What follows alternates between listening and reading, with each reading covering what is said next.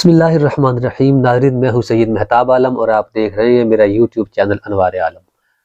ناظرین، اگر آپ کو یہ بتایا جائے کہ برطانیہ میں اصل حکومت کرنے والے آج بھی کوے ہیں تو کیا آپ یقین کریں گے؟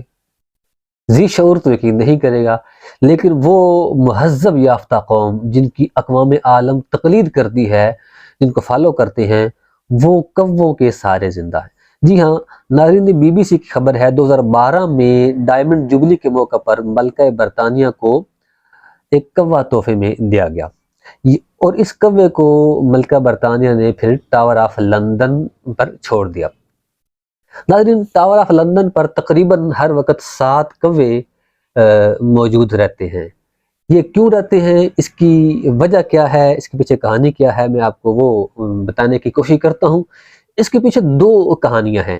ایک کہانی یہ ہے کہ کنگ ولیم نے ٹاور بنایا تھا اور پھر اس نے اس میں یہ 7 کوے چھوڑے تھے اور کہا تھا کہ جب تک یہ کوے باقی رہیں گے عظیم برطانیہ، عظیم انگلستان باقی رہے گا۔ جس دن یہ سارے کوے ختم ہو گئے اس دن برطانیہ بھی تباہ و برباد ہو جائے گا۔ وہ دن اور آج کا دن ہمیشہ جو بھی بادشاہ یا ملکہ آتی ہے وہ اس میں کووں کی تعداد کو پورا رکھتے ہیں، کم و بیش ہو جاتے ہیں، لیکن کبھی ایسا نہیں ہوا صدیوں سے کہ کوے بالکل ہی ٹاور آف لندن سے ختم ہو گئے ہوں۔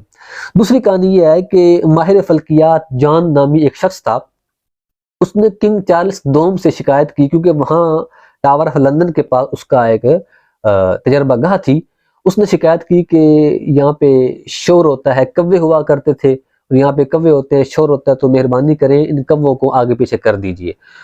تو جب اس نے یہ کرنے کی کوشش کی تو دربار کے نجومی نے، ایک جادوگر نے بادشاہ کو یہ کہا کہ اگر کوے ٹاور آف لندن سے ہٹائے گئے تو آپ کا تختہ الٹ جائے گا، آپ کو قتل کر دیا جائے گا اور آپ کی جگہ بادشاہ کوئی اور بن جائے گا۔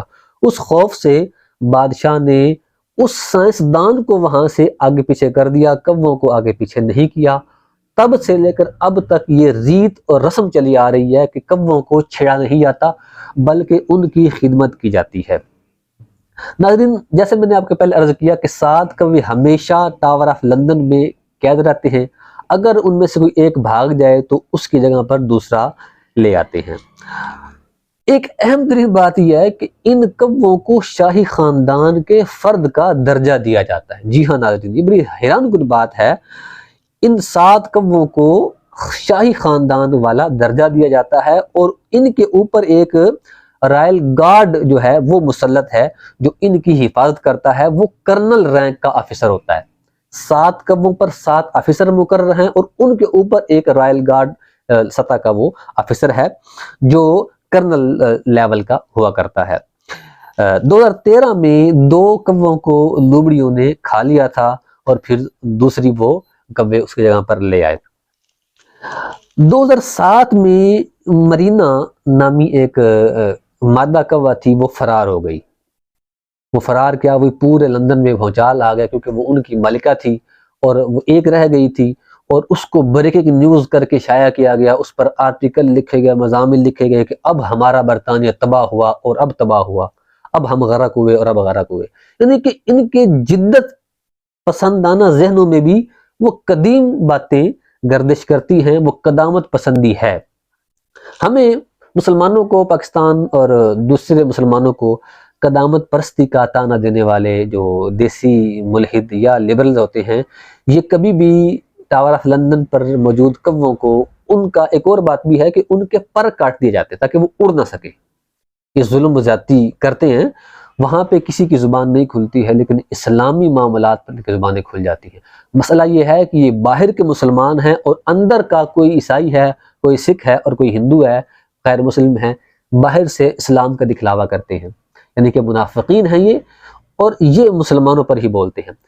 الغرض ناظرین، یہ آج کی بات نہیں ہے، ہمیشہ یورپین نے توہمات پر گزارا کیا ہے اور توہمات پر کان دھرے ہیں اور ان پر عمل بھی کیا ہے۔